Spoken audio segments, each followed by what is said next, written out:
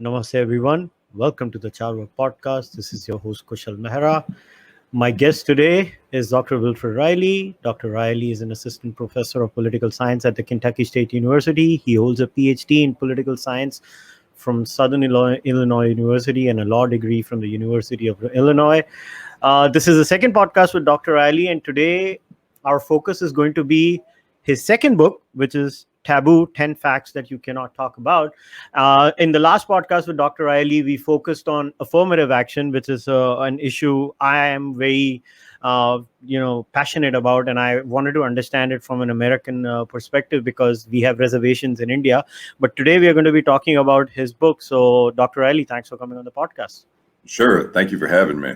Sorry it took so long to organize, by the way. The reason I was wearing that Stetson is that I was doing a consulting gig in the Western United States. I decided to take it off. I frankly don't think it's my conventional look, but yeah, I'm back. I'm back now in Louisville. So good to be here.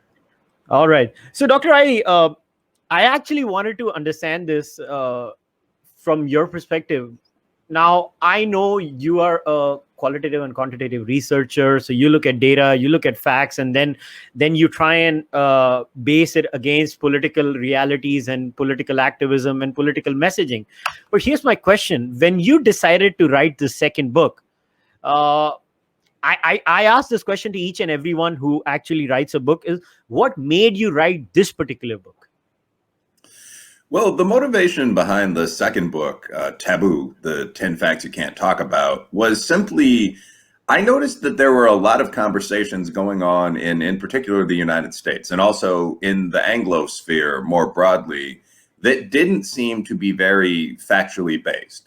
So I was curious as to what the actual facts were underlying, for example, the narrative of Black Lives Matter, which is intense police brutality in the USA, perhaps Canada, the narrative of extreme racial conflict, and in particular the USA, the idea of systemic racism. I couldn't help noticing in this context, for example, that Indians in particular outperform both whites and blacks by tens of thousands of dollars in the United States.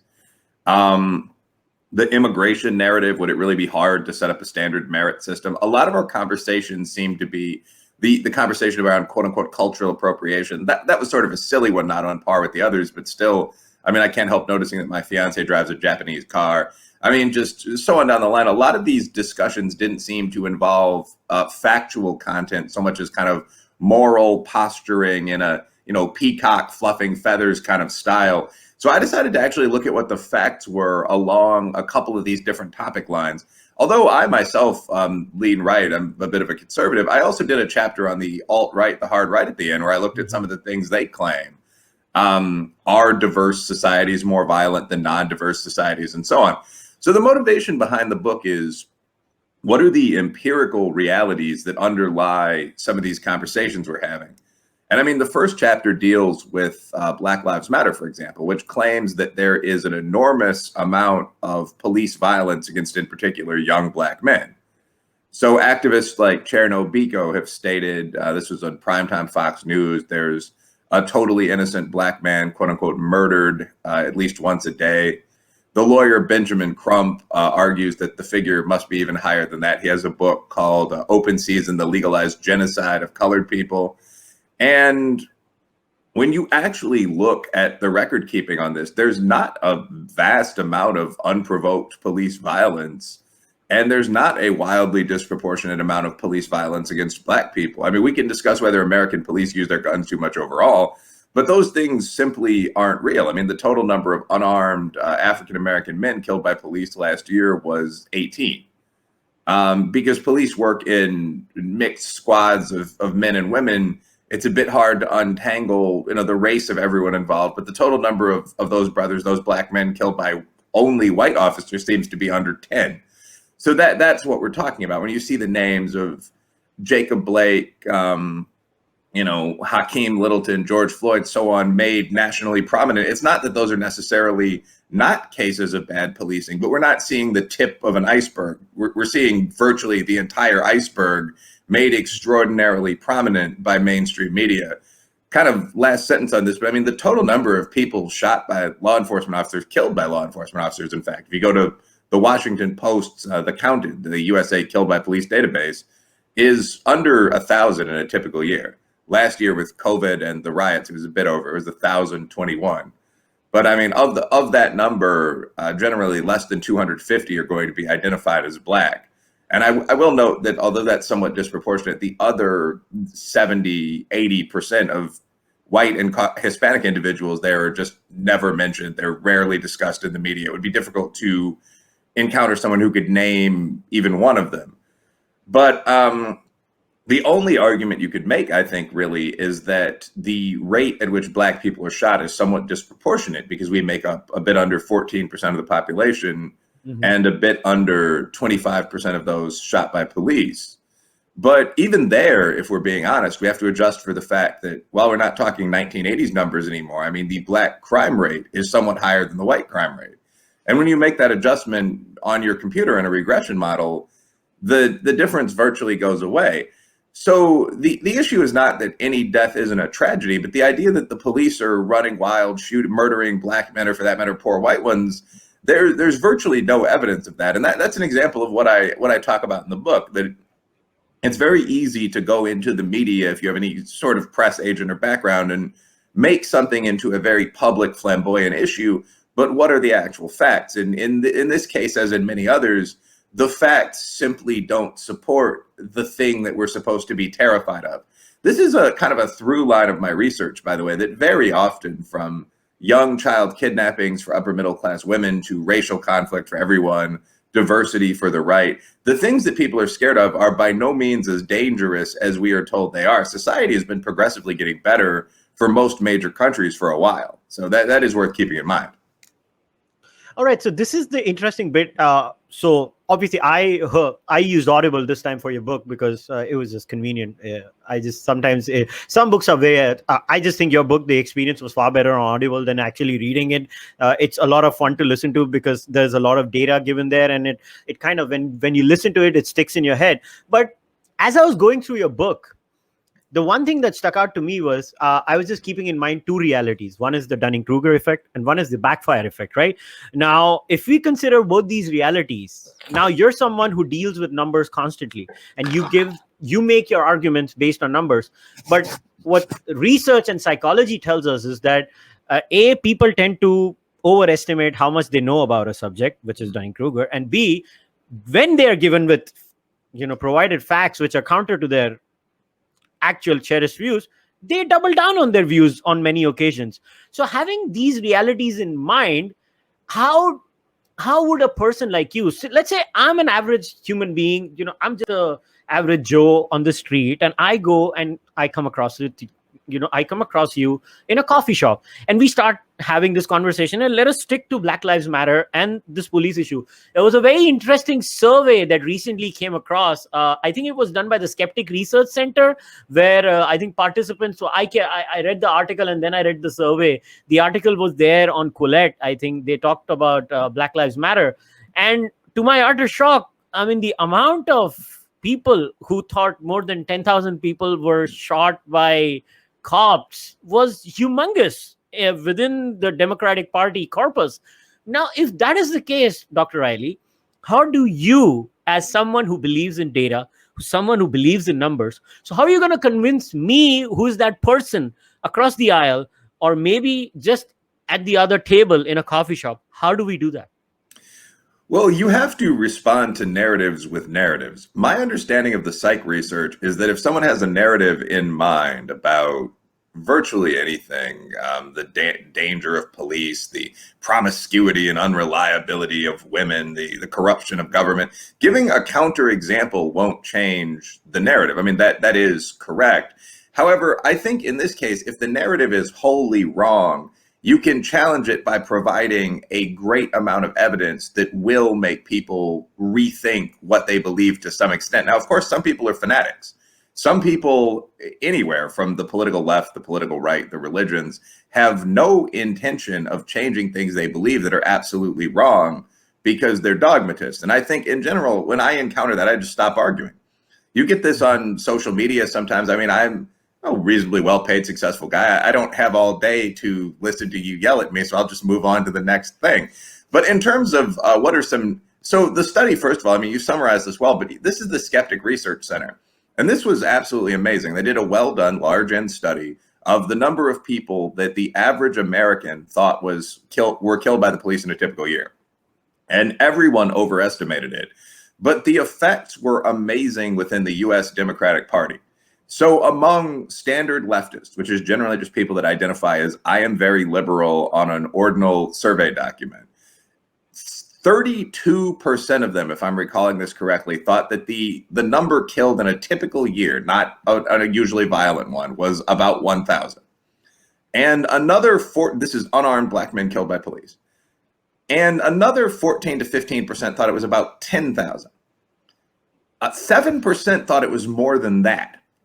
So, and the same thing continued among standard liberals, standard identified Democrats. There, if I recall the figures correctly, 26% thought it was about 1,000. 6 or 7% thought it was about 10,000. And again, if I recall correctly, 7 or 8% thought it was more than that. So in both those cases, half roughly, or a bit less for standard leftists, yeah, that's the exact graphic, thought that thousands of unarmed men, just black alone, were killed annually by the police. Now, to put this in context, the total number of murders in the United States, that's definitely something we need to work on, but is under 20,000 in almost every year. And although black people are disproportionately represented, we make up perhaps half of those. So there might be 10,000 black people of all ages, races, and sexes killed by homicide, by violence in a typical year. People assume that more black men are killed by cops than are actually murdered by anyone over the course of entire years. So this is the effect of the media and of the debate that I was trying to counter in the book. I mean, this is at an insane level of misbelief. So how would you counter that? I think at the first level, you have to challenge the narrative, and there are two ways to do this. One is at the level of individual cases. So if someone says, well, the police are obviously absolute brutes, haven't you seen the George Floyd video? You're probably not going to change that person's mind with just dull statistics. So the easiest way to respond when I talk about this would be to say, haven't you seen the Tony Tempa video? Mm-hmm. Which is an absolutely terrible video where this young white guy who's mentally ill, he's on cocaine, is begging the police to just give him a break, give him a minute to calm down. And they basically, because he's not obeying orders, shoot him down like a dog would be a good way to describe this. They kill him. And the police will argue, we're fighting men. We're following our orders. We told him to stop. Okay.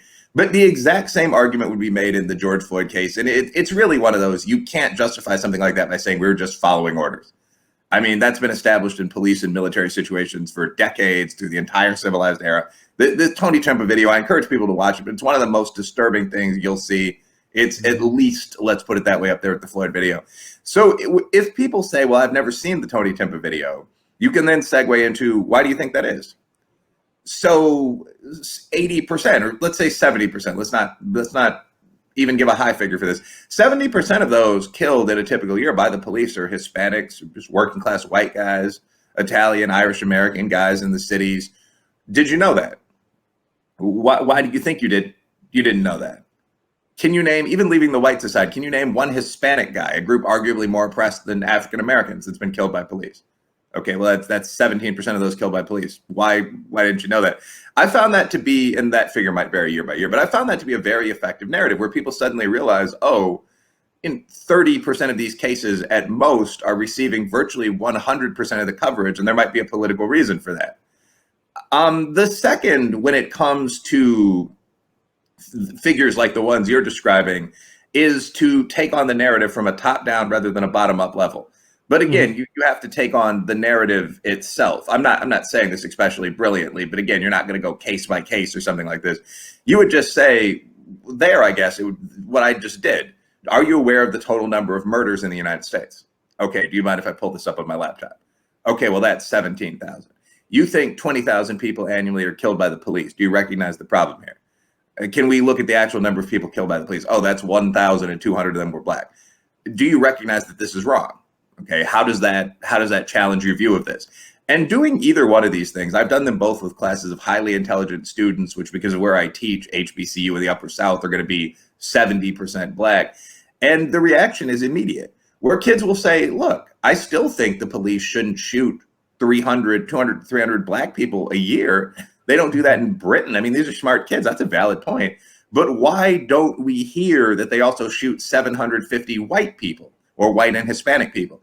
And once someone is aware of those additional facts, I don't think there's really a way to maintain the original belief, which is basically a racism-based belief. You can still cling to class, I suppose. I mean, very few of these people are going to be wealthy individuals, people of means. But again, once you realize that the figure is, say, 300 to 750, the original perspective has to go. So that's how I challenge the narrative. I would challenge it at the bottom level with, here are some of the videos of whites, or I would challenge it at the top level with, your figures are more than the total number of people killed in the country. So I guess it always depends on the framing of the issue. So if I was to frame the issue this way, that this is not about racism, this is about violence on a certain class of people, I agree with you.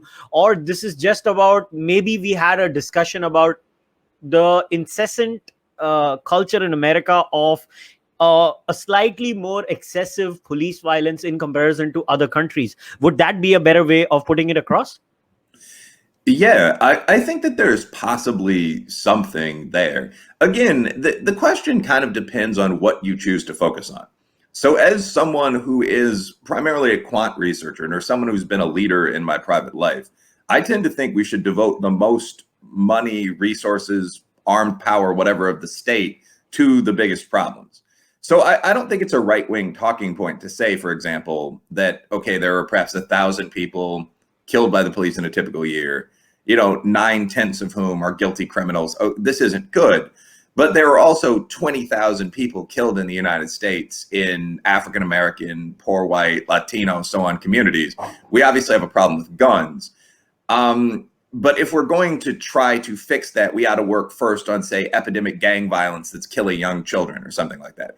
So I don't personally think police violence is anywhere near the top 40 or 50 problems in the country. If you look at anything from obesity and diet to the state of many of our cities post-COVID, to violence overall, especially in Black communities, although I live in the Appalachian region, there's plenty of it in white communities as well, so on down the line. I mean, but if someone was focused on the police violence narrative and simply could not accept that servants of the government with badges ever unprovokedly kill someone, the honest and most effective way to approach this, I think, would be that there's too much of this.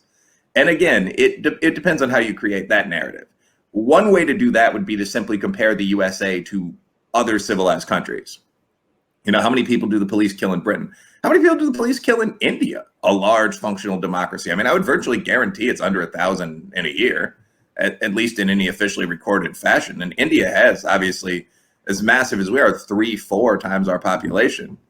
I mean, just in terms of census figures, I mean, India crossed 1 billion a decade ago or more. So, I mean, you could use Britain, India, you could do things that would intentionally embarrass us. For example, our rate was higher than that for Russia, at least a couple of years back. So that would be one way to frame the narrative. Why do American cops use their guns so much, as opposed to why do they turn them on Black people? Because quite frankly, if we're talking honestly as adults, there's an answer to that. There's a higher rate of violence in Black communities.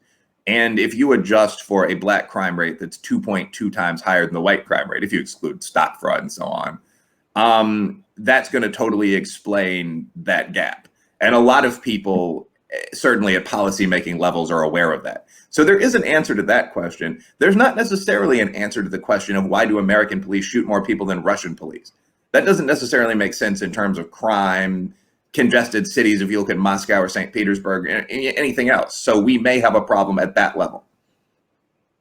So this is very interesting because so this last bit actually connects us to the second chapter of your book, because most of the times when you tend to have a discussion on this topic with people, they say, no, you don't know. There is a specific war against the people or on people of color. That's actually the literal reply you'll always get when you when you actually go to the latter half of what you've just mentioned, and they immediately go to the problem. They say, no, you don't understand. It is very specific. There is a war on people of color in America, and you deal with that in the next chapter itself. So I actually liked it because it kind of connects chapter 1 with chapter 2, because if you have to prove one, that then you have to quantitatively prove that there is no war. So how do we deal with that issue then? Let's say somebody comes to you and say, no, but there is a specific bias against people of color. Well, there's not. I mean, I'm not just going to be glib. I'm going to illustrate that. But I will say, I think that when people look at other nations, they often think in terms of famous incidents decades in the past. So, I mean, after high school, I traveled overseas and I spent some time in Latin America. But I mean, so I think when people think of other countries, they think of things that happened sometime in the past that are considered kind of defining in terms of that country. So, I mean, a friend of mine recently traveled to Egypt on business and jokingly said, like, yeah, I'm going to see if they're still building them pyramids over there. And it's like, I'm pretty sure they're not, man. I'm pretty sure those are done. But when I was in Latin America, I'm from Chicago. And when I mentioned this, people would sort of make their hands into guns and go bang, bang, Al Capone, things like that. Al Capone lived in the 1920s. And you could see this similarly in the United States. If you were to mention Ethiopia, for example, or for that matter, India, someone might make some sort of famine comment, or, are they still struggling over there? And that may be the case in certain regions, but I mean, obviously India is a growing world power. The African states, Nigeria and so on, are not what they were in the 1960s. These are to some extent ignorant comments. Where I'm going with all of this is that many people looking at US race relations seem to assume it's still 1950. It's endlessly 1950. The reality is that segregation in the USA ended in 1954. Prior to that, it had been in existence in classic form only in the South. I mean, that wasn't something that you saw in, say, Michigan. And I'm sure someone could bring up restrictive covenants or something like that. There was hidden bias between whites, blacks, Jews, with minorities getting the worst of it. But my family's from Chicago. That simply wasn't something you saw in Chicago in 1947.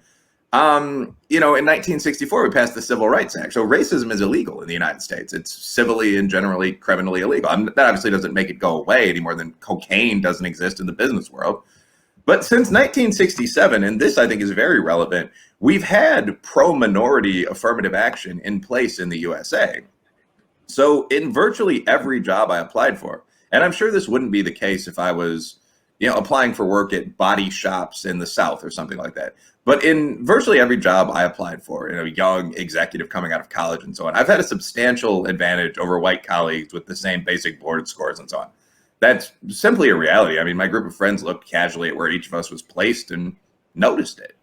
The same thing, if you get a 1360 or some standard solid SAT coming out of high school, you're going to see a difference in the colleges you're admitted to as a black guy or Latino guy and a white guy.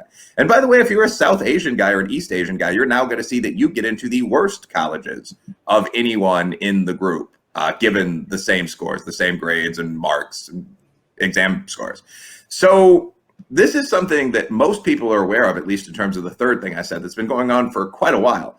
So the idea that there's a war on minorities in the USA, which is something I've heard from not only our own reporters, but also from many, many citizens of other countries, kind of coexists at best uneasily with this reality. And this, as you said, is chapter 2 of the book. I just sort of look at this. It is the question, or is the idea that there's a mass amount of interracial crime and conflict, mostly targeting minorities, accurate? Obviously, if you open a mainstream US newspaper like the Times, you'll see these back-to-back stories of minority Americans attacked doing things like swimming in public pools. I mean, it's the Pool Patrol Paula case, barbecuing in the park. That's the Barbecue Becky case. What is it? Walking dogs in Central Park, riding trains with hijabs. That was Yasmin Sueed, so on down the line. Does that match reality?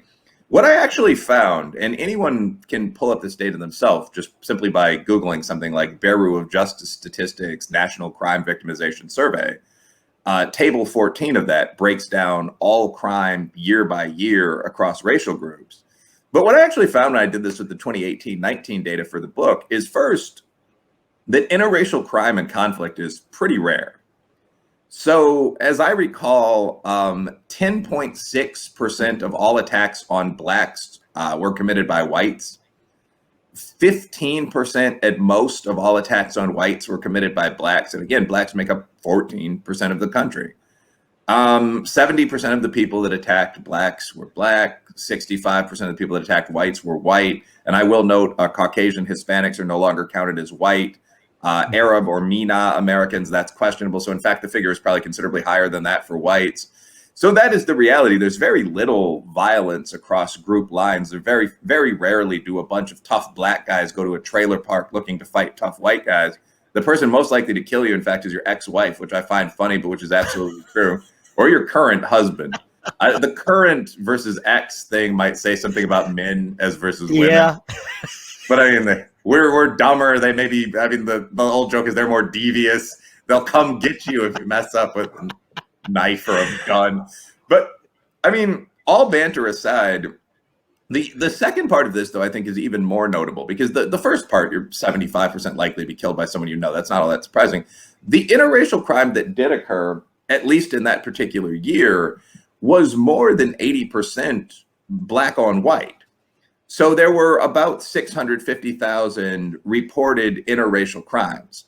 And of those, almost 600,000 were black on white, and only about 60,000 were white on black, which at some level isn't necessarily even surprising. There are more white people. They have more money. There are 5 times as many whites as blacks in the USA, although the math gets more complicated than this when you look at interactions and so on. But the idea that there is a surge of vigilantes, Klansmen, off-duty cops, if you read between the lines, kind of putting minorities in their place, that simply doesn't seem to be true. I mean, we have professional police departments in both white and POC communities now, and that's not what they're recording. Yeah, but again, the interesting part is because my job is to give you as many arguments as the other side would give you. They would, take out the critical race theory card out, and they will say there is systemic racism, and the reason certain statistical realities exist is because American society has always been in a particular way oppressing people within its society, and it is because of that oppression that these statistical realities exist. So how would one deal with a situation like that then? Well, I think that the systemic racism argument is more sophisticated than the argument that there is extraordinary racial conflict between, say, whites and blacks, because in the second case, you can just measure something like the assault figures or the murder figures, and you can rapidly find out that there's not. I mean, prior to COVID, murder has generally been trending down for the past 30 years in the USA, and very little of it is interracial. The last year I looked at, this would probably be 2016, there was something like 500 black on white murders and 300 white on black murders in the entire country. And many of these were things like love triangles that had gone interracial and then gotten weird. I mean, there simply wasn't a bloody racial war going on. But the systemic racism argument is, so actually it's not very difficult to deal with at all. But the systemic racism argument essentially is that there must still be low-level prejudice that suffuses American institutions, because otherwise we wouldn't see gaps in performance between groups in the USA as we do. Mm-hmm. So just to give a couple of examples, I mean, if you look at the SAT standardized exam in a typical year, whites score in 2017, for example, whites scored an 1118, Hispanics were down at a 987, blacks were at about a 950. And as I recall, Native Americans did worse. So the argument is, why do whites perform 140, 150 points ahead? Well, that prejudice, the test must be biased. There must be advantages that whites get in society simply as a result of being white. Another example would be income. So if you look at household income in a typical year, for African Americans, that's about $44,000. For Hispanics, it's the same or a bit lower if you're talking about Mexicans or Puerto Ricans, but for whites, it's $65,000. Again, is there some kind of prejudice that is suffusing the job market such that well-qualified blacks and Latinos and so on simply cannot get the same jobs that Caucasians with the same scores and so on can? Again, I think that's something that would have been true in 1954, but there's an easy rebuttal to this today, which is that using modern statistical techniques, you can simply look and see whether that's true. You can compare whites, blacks, Hispanics, and Asians with the same background qualifications and see if they perform differently, if they finish differently in life. It's one of the simplest regressions you can run. There may be maybe 8 variables involved in that. And when we actually do this, what we find is that groups that differ in terms of something as important or at least as notable as what you could call the big boy characteristics, race and religion, tend to differ in terms of a lot of other things. The one, I mean, everyone's already heard me say this right now, but the one I open speeches with is just age, because it's so simple, it's so non-controversial. It's obviously not genetic. No one's programmed to have children younger. We all, got married at 18 until quite recently. So, but today, the average age for a black male is, or not the average, this is the most common. So the modal age for a black man is 27, for a white man is 58. Even the median gap between the two groups is about a decade. So clearly, if you have 10 years, much less 30 years, more time than your opponent to accumulate wealth, you're going to have more wealth. This sort of very simple gap is absolutely relevant to almost every difference that we discuss between blacks and whites. If you're talking about wealth, I mean, that's, again, decades of time to accumulate it is a key component. If you're talking about crime rates, I lean right, but it's absolutely unfair to look at the black data and not say, well, there's a much higher proportion of young, working class, urban men in the black community, so on down the line. So adjust for age, that's necessary to actually fairly compare people. You have to adjust for region. African Americans and Hispanics are much more likely to live in the southern half of the country, where wages aren't necessarily much higher for whites than for African Americans or Hispanics, but where they're on average lower for everyone. Again, it makes no sense to compare someone in Manhattan with someone in Mississippi and say, well, the guy in Mississippi is making less money. That must be because of racism. I mean, you can look at test scores. This doesn't have anything to do with, summer internships or any of these things that measure class. It's literally how much you study to some extent. That's something where there are black-white differences. So my point here, after going on for a bit, is that when you adjust for all these characteristics and you look at the same individual, the effect of racism itself seems to be on the order of a few percentage points. The gaps that are glibly attributed to systemic racism tend to be due to obvious, predictable other things. And perhaps the best evidence of that is that the most successful people in the United States are almost never white. They are members of immigrant groups that come to the USA more qualified than, that's an honest way to put it, more qualified than much of the baseline population because of the selective portions of our immigration policy, and who face a substantial amount of racism, but who do extraordinarily well because that has almost nothing to do with your being hired by a bank. I mean, the wealthiest group in the United States is Indian Americans, although this is only because Jews are not broken out of the white population, if we're being honest. But nonetheless, a fine job by Indian Americans, $135,000 per year. You move from there to Taiwanese Americans carrying the East Asian flag, Filipinos carrying the Southeast Asian flag. I guess the pole position for Africa would be held by South Africans or Nigerians, although South Africans are a diverse community. I don't know if they really count. But I mean, both those groups, South Africans are in the top 10, both those doing extremely well. And if you go through the top 20 groups in the USA, roughly half of them are non-white. We can't forget Chinese Americans, Japanese Americans. I suppose the Arab banner would be brought forward by the Lebanese, and so on down the line. And many of these groups, whether you're talking about members of perhaps back home, the Indian mercantile community, the Lebanese themselves, the Igbo tribe from Nigeria, Jewish Americans, many of these people are legendary around the world as traders and the like. So that's who actually is winning in the United States. It's not Southern white residents of Tennessee, without criticizing that group. So there's very little evidence for systemic racism if you adjust for any one of a range of things, how old people are, test performance, much of which has little, if anything, to do with racism or even with class. The Asian performance scores in particular don't seem to be tied to class much at all.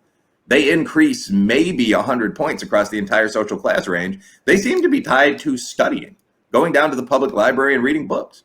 So that is the rejoinder, I think, to systemic racism, that in fact the leading pack in America is wildly diverse and is literally composed of South Asians, East Asians, blacks, Jewish individuals, whites, and it seems to be based largely on performance today, not in 1950. Yeah, the interesting bit to this data set is that as much as I mean, obviously, my primary focus is always Indian politics, but I do follow American politics. There seems to be this wave that at least whether it's Indian Americans or the rest of the Asian Americans, they're now considered in the white adjacent category. So obviously, they've been cancelled, and they're all out of the Oppression Olympics. I guess they don't get a card. Especially Indian Americans. I don't know what we did to not get the card into the Oppression Olympics, but it's very interesting. But it's very. I've never seen good arguments from this section of the American left. I'm not tarnishing the entire American left, but I'm talking about the far left progressive segment in America. They somehow never seem to have had a good answer to the Nigerian Americans. They cannot answer for that, but they found an easy way for the Indian Americans. Oh, they come from a place of privilege in their own society. They're cancelled. They're white adjacent. So that seems to be there for a while. But now I want to focus on something that is okay. So I read Ibram X. Kendi. I read Robin DiAngelo and Ibram X. Kendi. It was almost as if I was sacrificing for the rest of humanity by reading those two people. Thank you. So and my thought, okay, I read Robin DiAngelo. So this is what I got when I read her book. White people are horrible. All of you suck. That was my summary of Robin DiAngelo. Ibram X. Kendi was, if you don't agree with me, you suck. That was the only difference between both of them. But so you kind of answer a lot of questions, I would say, what Ibram X. Kendi raises in his book in chapter 6, where in his worldview, it is not just good enough to be not supporting racism. You have to be this anti-racist person as far as Ibram X. Kendi is concerned. And he has a very specific definition of what an anti-racist is. And then it goes into a litany of arguments, chapter after chapter. And by the end of that book, I was like, oh my God, nobody can live up to this expectation. Yep. And this is a completely lopsided version of what racism was, which basically says that, I'll be very honest. I'll give you an example. To assume that Indians or people of Indian origin cannot be racist is a load of rubbish. Because I can tell you when, good people from Africa come into India, there is so much reportage of these, good people, African students coming into India. And sometimes I'm not saying it is rampant, but the point is, those poor kids have to face racism. So are they saying Indians can't be racist? What nonsense is this? Everybody is going to be racist. You can be racist to an Indian can be racist to a white person can be racist to a black person can be racist to a white person. When did this happen, Dr. Reilly, that only a specific person can be racist, everybody else cannot be racist? Well, I think that's just an argument that's an argument that rests upon the near deification of white people that has no basis in reality. First of all, I obviously don't mean to offend you or your cultural group, but I've always found Indians to be at least as racist as anybody else. Yeah. Yeah, I mean, that's a society that includes a great deal of North, South, Dravidian, Aryan, if I'm getting the terms correct, so on, conflict. Skin colors discussed constantly. I mean, my Indian girlfriend in college, her family was comfortable with me because I'm black, but fairly upper class and also part British. But I mean, they would describe me in these awkward terms like wheat complected. And it's just sort of like, well, it is what it is. I mean, black Americans in the upper middle class do this as well. The light skin, dark skin war is something people discuss. So it didn't bother me. I didn't find her a bigot. I still talk to her dad, actually, although no longer her. But this is in, there were two people that fit that description. So this would be the second as I moved into grad school. By the way, I don't want to offend any past partners. But at any rate, the serious thing here, though, the idea that racism is something only white people are capable of is absolute nonsense. And I want to talk about something that you mentioned earlier, which is the idea that Asians are successful for a couple of reasons. The idea that Indians are white adjacent, or certainly that Chinese people or Nigerians are white adjacent, is just made up nonsense. I mean, so it's very important to be patient and tolerant, but also to recognize that just people are saying dumb shit that you don't have to accept anymore. I mean, when you think of the great races of the world, and I mean no disrespect to the Aztecs, but European Caucasians certainly are one of them. You picture, the British guy on a horse. West Asian Caucasians are another one, though, where you picture the Indian guy, perhaps with mustaches. Then East Asians are one of them, perhaps someone in traditional Chinese or Japanese garb. Then Africans, the Nigerian trader would probably be the symbol of that continent. So to say that the Nigerian trader or the Indian guy or the Chinese guy is a white guy is just nonsensical.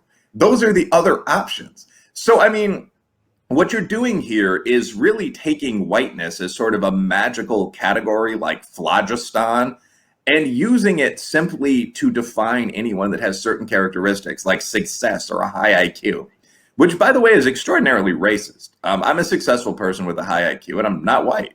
I'm part Caucasian, and I enjoy having some British background that did great things. But I mean, genetically, I'm clearly more than 50% brown and black, and I like that. So to tell me that I'm white because I show up to business meetings on time is just silly, because I'm not.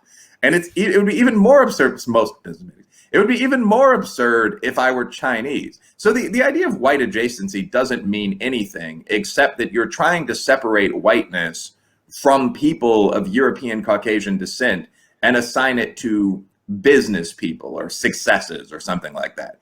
And this brings up fascinating questions. Like, if I'm a white failure, do I become black? I mean, do we really want to pursue that logically down the path which it would go?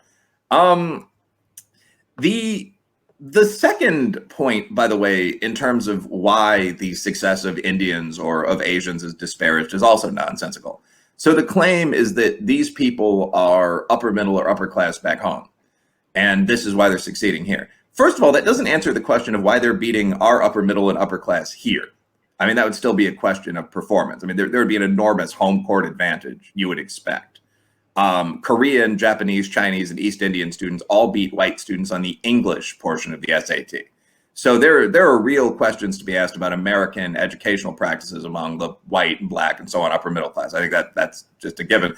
But a secondary, deeper level of this is, if the USA really were a racist hellhole, the places that the Indian and Asian students were coming from wouldn't matter. I recently read a biography of the diplomat Ralph Bunche, great Black American scholar, writer, probably one of the most impressive men the country's produced.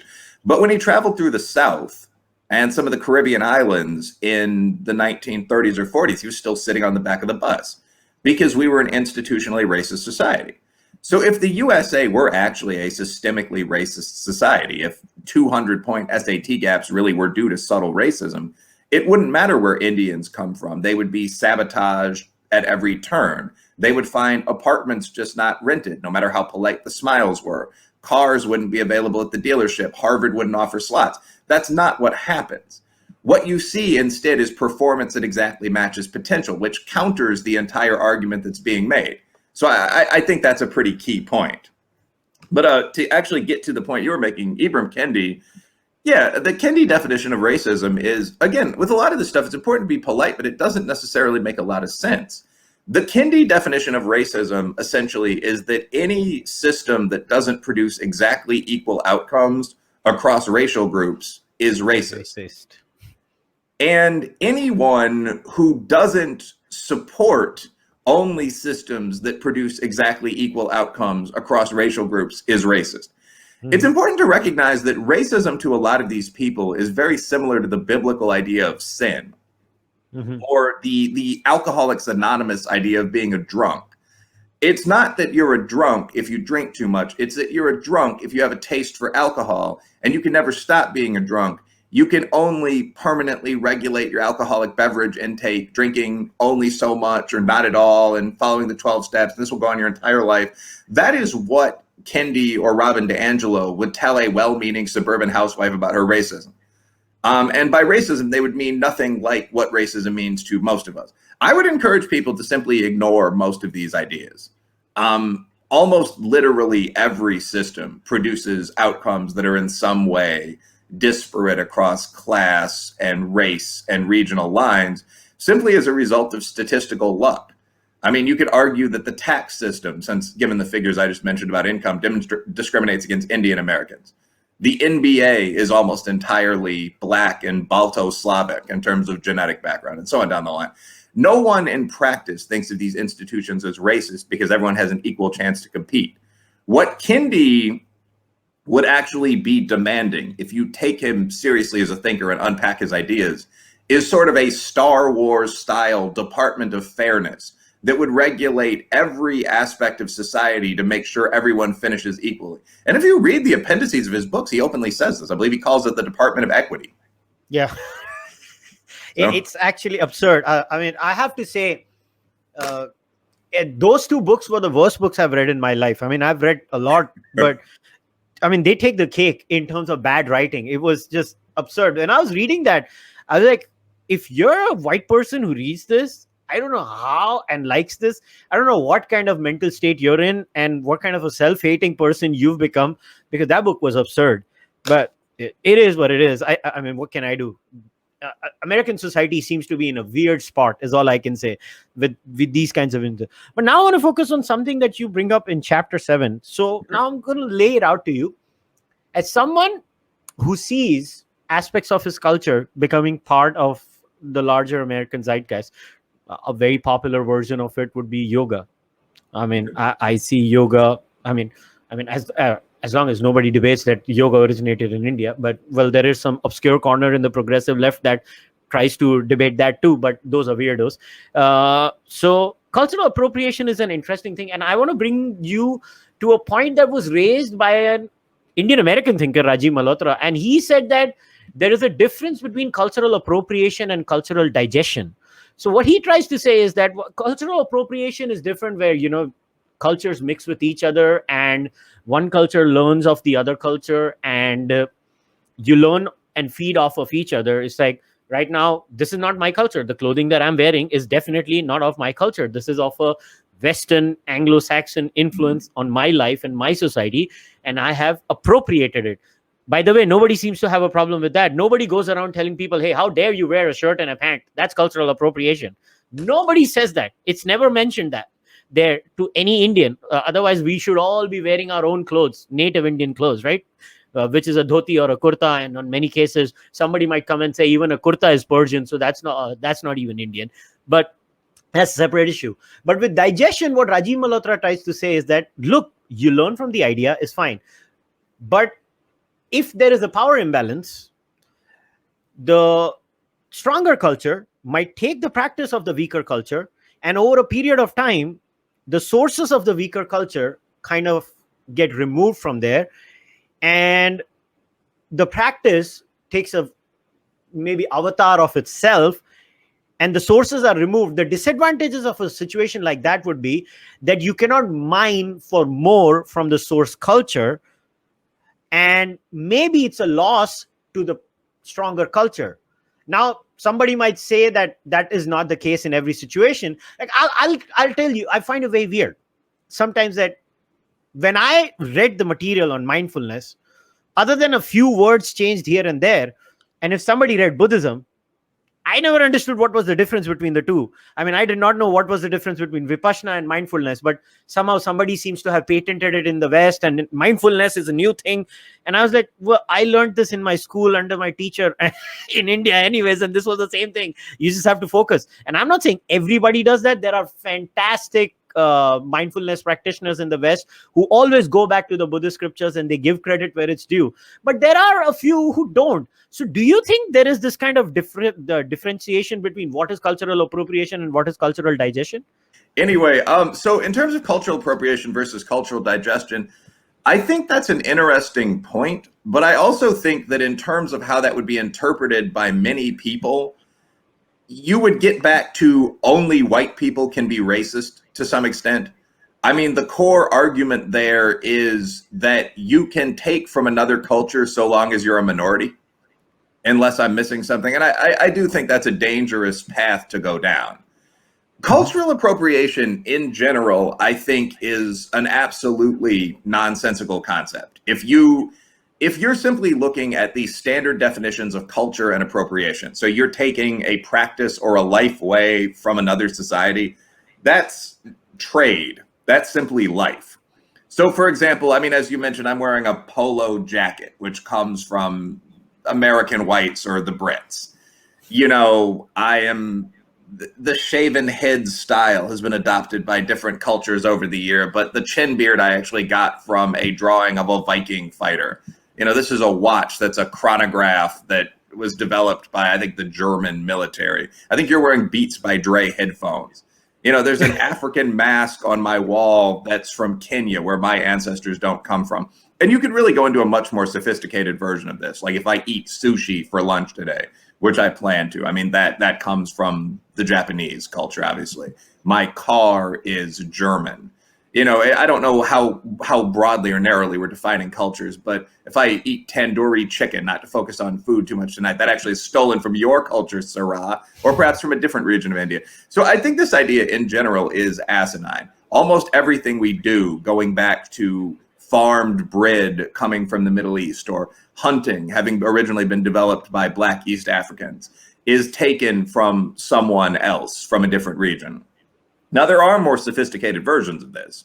I mean, so people have argued in the academic left that appropriation really only matters if you're appropriating from someone that you've warred with or oppressed. But again, given human history, that would actually include most of the groups that I've just mentioned. I mean, the USA fought wars of potential mutual annihilation with the Germans and the Japanese. I mean, a white would be unable to take anything from Black culture in that scenario. I'm not sure, given the conquest of the Southwest, how a white or a Black could take anything from Mexican culture, including preparing tacos and burritos and the like.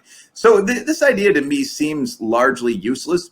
The qualifier that you've added is an interesting one. Is it a bit different if someone who is from a marginalized culture learns from those around them? Theoretically, I don't think anyone would complain about the slaves learning to wear trousers, for example, in the historical American South.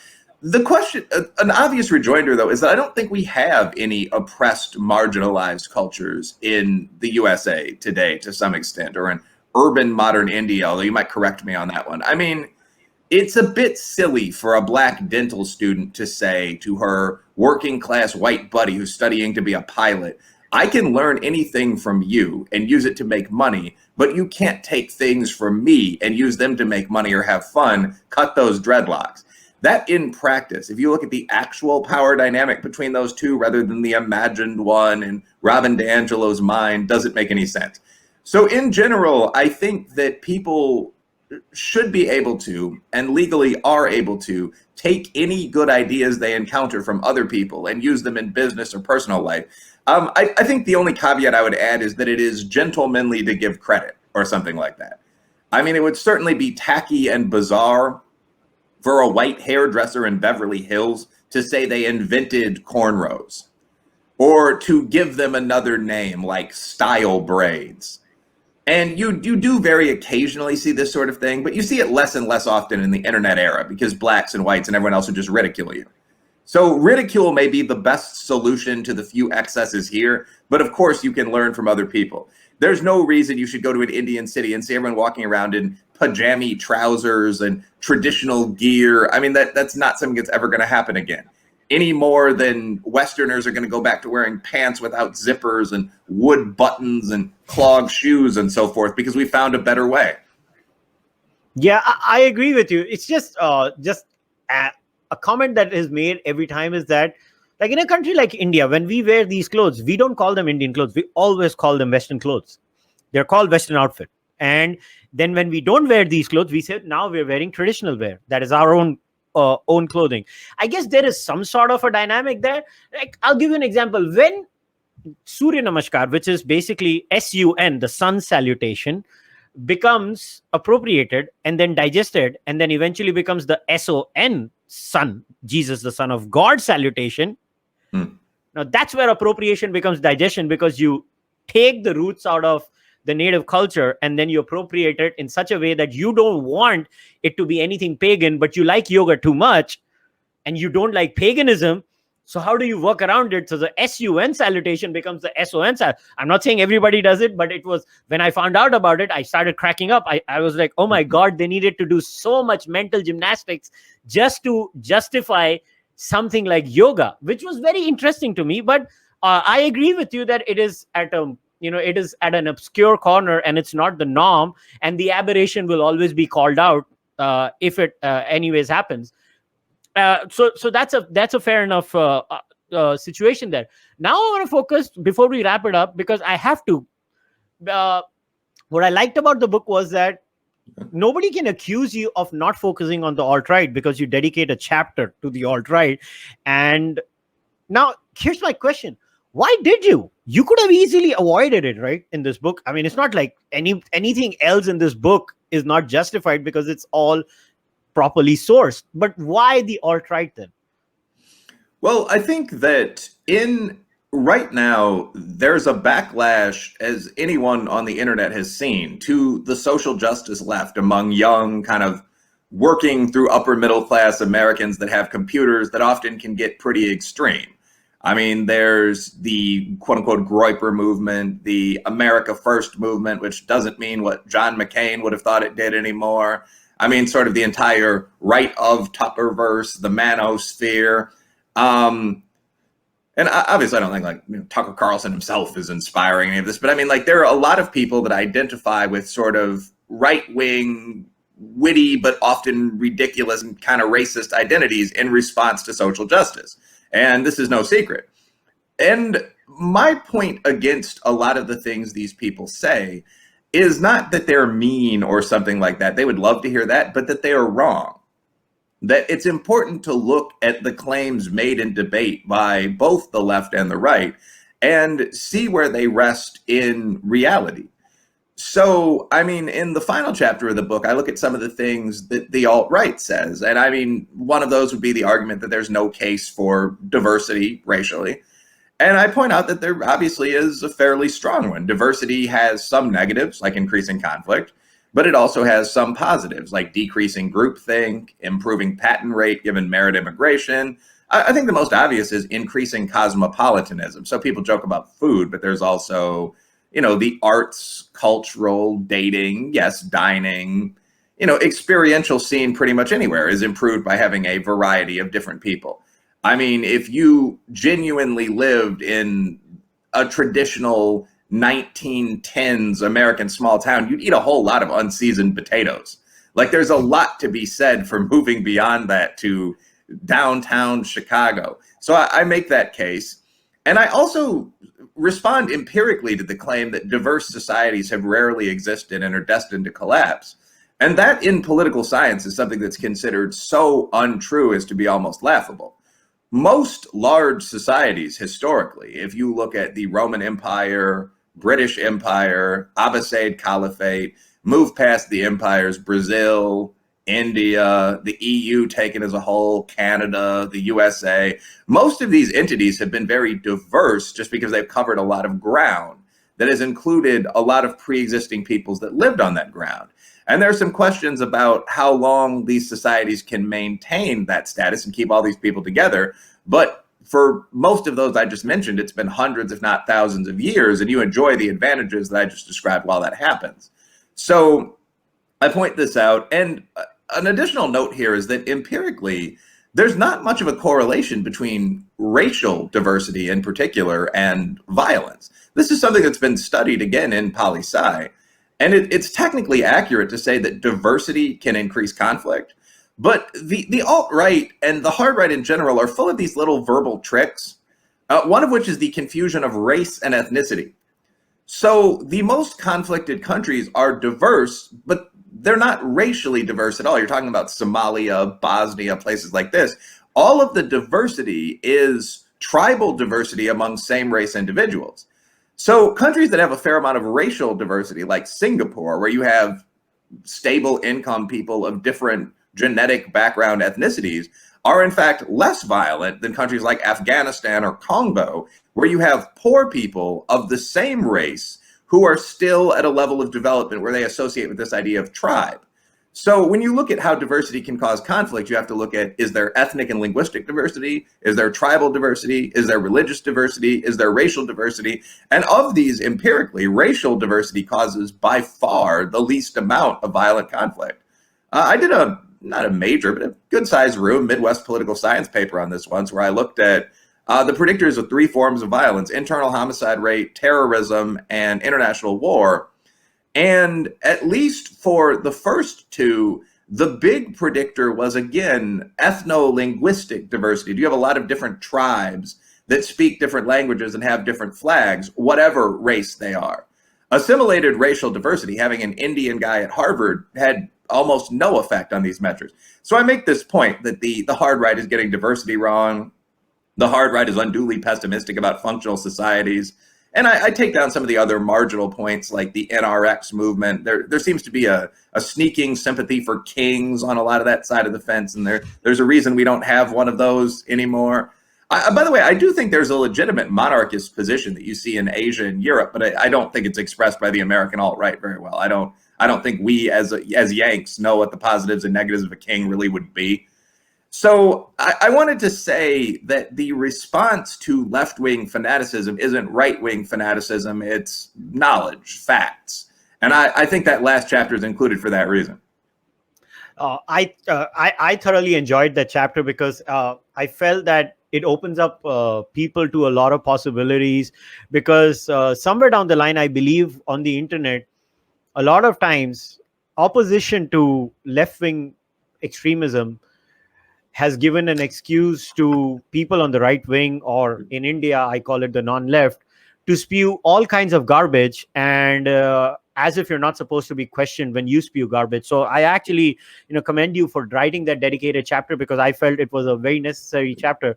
So Dr. Reilly, before we wrap it up, so could you tell us what are the new projects that you're working on? Is there any new book in the pipeline? Actually, yeah. Right now, I'm in that period of kind of late 30s life where we're going to see what the future success picture is going to look like. So I'm trying to do a lot of things. I have a couple of book projects coming up. One of them has been bought by, or not, there haven't been contracts signed yet, but one of them, as I understand, has been accepted by my previous publisher. And that's a look at what's going on with higher education today, kind of as a follow-up to that whole clump of books that we saw in the late 1990s that looked at the idea of, tenured radicalism or illiberal education, but also beyond politics, just whether the college model was functional going forward. So, I'm going to look at what happened with the ideas like Black studies, women's studies that were just taking off then. What happened to the somewhat hostile and illiberal climate on the campus? Did that go away? One wonders. But also just some practical issues in higher education. For example, is it feasible that 70% of all white and Black males in the USA go to college for at least some time? The development of massive new degree fields, so that doing virtually anything in the middle class, working on a sales floor, now requires a college degree. How functional is that? The debt question. So I want to write a pretty significant book on higher education, and again, have a publisher for that. And I'm pitching a couple of other book ideas right now. One with a former police chief named Maurice Richards focuses, and again, this is a practical book. This one focuses on the idea of how to actually improve policing. So when you mentioned earlier, and I think we agreed on this, okay, 1,000 people getting shot is a lot, regardless of the somewhat made up racial issues. What are you guys doing? There are practical solutions, from teaching police to fight, which is a chapter of the book that's drawn out so far, as in actually physically defend themselves, to eliminating some of the union benefits that cops currently have. I have a big problem with public sector unions in the first place that would actually reduce the rate of police violence. So that's something I'm drawing up right now. How could you actually improve American policing, not with crazy left-wing solutions like taking the weapons away from the police and cutting the budget in half, but practically make that arm of the government better and more effective? And I think we'll land a publisher for that pretty soon. I also recently was pitched a book as a sort of a partner writer by a young academic that I think is really interesting, that we're thinking about calling Blindsided. And this would be a book about the difference. This would be almost a psychological, in terms of his expertise, book. But the focus would be the difference between intentions and results. So there are almost two levels here. On the one hand, when it comes to sort of microaggressions and the like, many people are arguing that what someone's intent was, as re a joke or something like that, almost doesn't matter. And you could go through a couple chapters on this, Me Too and so on. But there's a more serious flip side to this, which is that when it comes to major public policy like criminal justice reform, the claim seems to be that only intentions matter.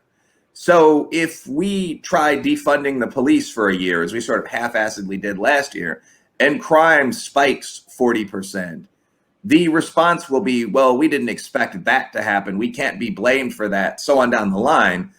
While in reality, I think that result would have been pretty obvious to many people. So the focus of this book, getting to the point, would be on sort of leadership level decision making. Intentions matter to some extent, but the focus has to be likely outcomes. Outcomes matter much more than intentions. So the focus would be translating your intentions into outcomes that you want, which is a more complex business than you might think. So that one is not fully prepared yet, but the higher education and police reform books are pretty much, at least as ideas, ready to go. And there are a good number of other things that I'm at least thinking about working on. One of them, this is probably the last book idea, but one of them as a non-academic book would be called something like How to Fix Shit. And the praxis of the book would be laying out 8 or 10 of these problems that we're struggling with right now and actually breaking down the best ideas on the right and the left and saying, this is what I think we should do. This is what the experts think we should do. I haven't really seen that done across a range of American policy issues outside of a white paper. So obviously I have those ideas ready to go, and I'm going to continue writing for the journals, for public intellectual outlets like Commentary and Quillette and so on. So yeah, I would expect to see quite a lot of stuff from me, hopefully welcome this year. That sounds great, because we need more and more of this kind of discourse in I don't know how to put it, outrage laden, clickbait driven social media content, where until and unless you don't shout or scream, somehow you're lost in the crowd and nobody seems to listen to you. That, your book, both your books actually, the one before that also, were actually very refreshing to read, where somebody has basically given fact-based arguments in a very base level way where an average viewer can read that. So Dr. Reilly, thanks a lot for coming on the podcast. As always, it's a pleasure talking to you, and I wish you all the best. And I'm looking forward to your new books so that I can read them and call you back on the podcast. Boom. All right. Thanks a lot for having me. All right, guys, time to wrap this discussion up. If you like what we are doing at the podcast, please subscribe to the channel, become a member, or subscribe on Patreon.